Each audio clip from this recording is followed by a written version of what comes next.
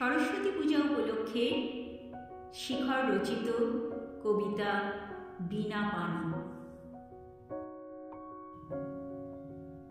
শুক্লা শ্রী পঞ্চমী তিথিতে বিদ্যার আলোয় আলোকিত মন্দির প্রাঙ্গণে সুবাসিত সুমধুর চন্দন মাখা ধূপের গন্ধে ফুলে ফুলে সুসজ্জিতা হংসাসনে অধিষ্ঠিতা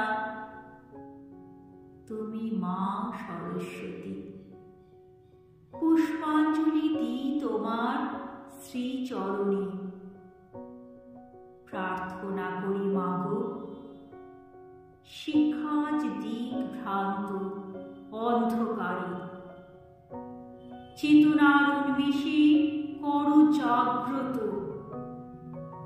প্রকৃত শিক্ষার আলো দাও জ্বালিয়ে, জ্ঞানহীন সন্তানদের শিরে জ্ঞান বিদ্যা বুদ্ধি দাও মা সরস্বতী।